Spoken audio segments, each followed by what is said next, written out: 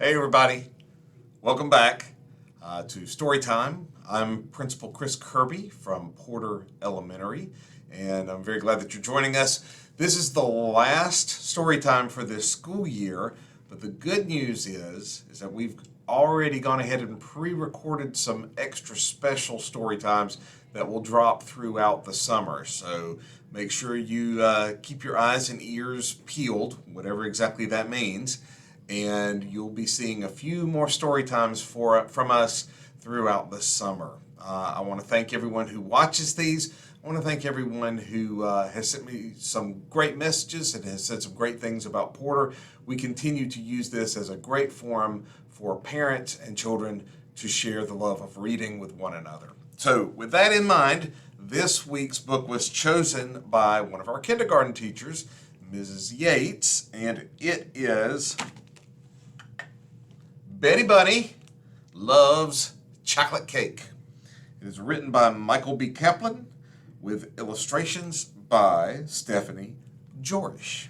Betty Bunny loves chocolate cake. Betty Bunny was a handful. She knew this because her mother always said, "Betty Bunny, you're a handful." And her father always said, "Your mother sure is right about that." Betty Bunny knew that her mother and father loved her, and so being a handful must be very, very good. One day, after a healthy dinner of carrots, potatoes, and peas, Mother said, "Who wants dessert? I have chocolate cake." Betty Bunny, who was not very good at trying new things, announced, "I hate chocolate cake. Chocolate cake is yucky." "What's chocolate cake?" So her mother gave her a piece, and Betty Bunny tried it. It was the yummiest thing she had ever put in her mouth. "When I grow up, I'm going to marry chocolate cake," said Betty Bunny. "You can't marry a dessert," said her brother Henry. "You could marry a baker who makes chocolate cake," added her sister Kate. "Or you could just buy your cake at the store and then you don't have to marry anyone," said their older brother Bill. Betty Bunny thought about it for a while. "No," she finally said. "I am going to marry chocolate cake." "Whatever," said Bill, "but you're going to have really weird-looking kids." That night, Betty Bunny's mother kissed her and tucked her in. "Good night, Betty Bunny. I love you," she said. Betty Bunny looked up into her mother's eyes and said, "Good night, Mommy. I love chocolate cake." The next day at school, Betty Bunny's teacher said, "Good morning, Betty Bunny. How are you?" Betty Bunny said, "I'm a handful, and I love chocolate cake."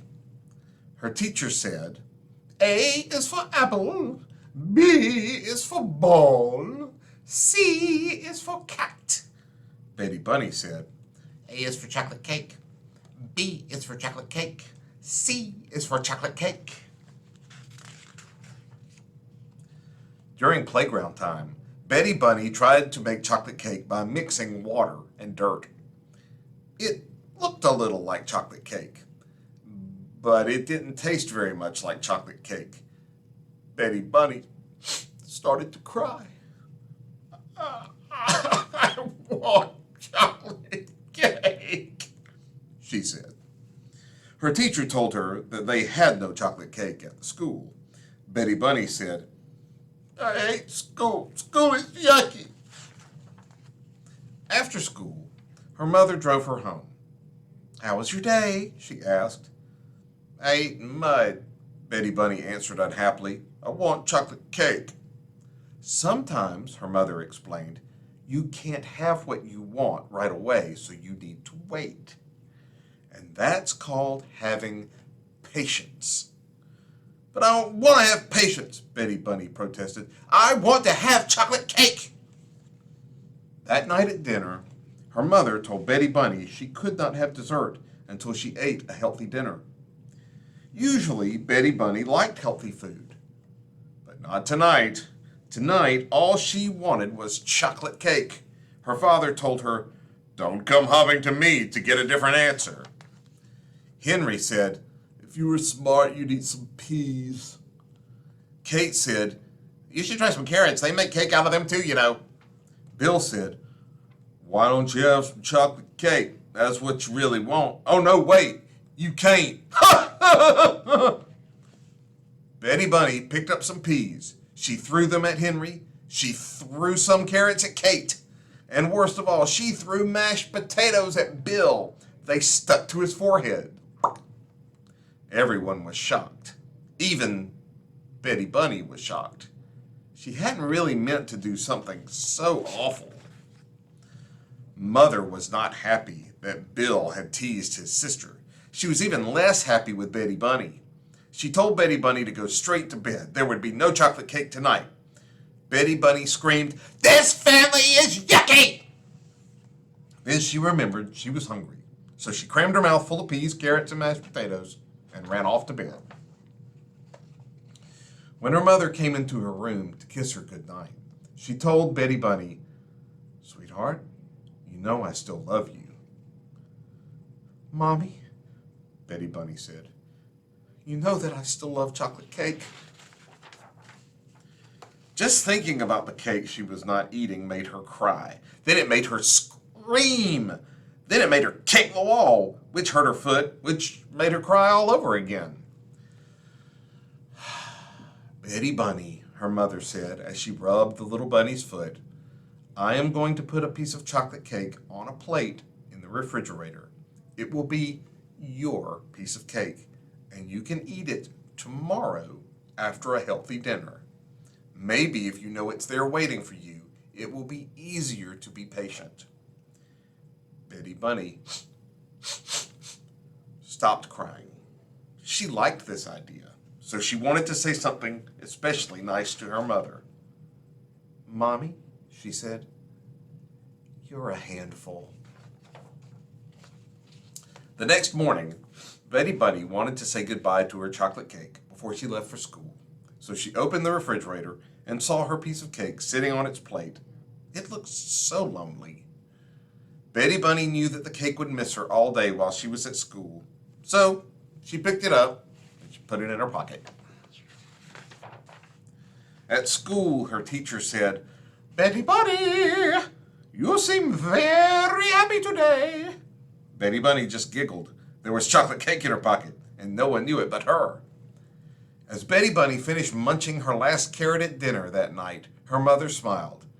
"Betty Bunny," she said, "you were patient and waited all day for your cake. You ate a good dinner, and I am very proud of you. Would you like to get out your cake now?" Betty Bunny reached into her pocket. Her cake was gone.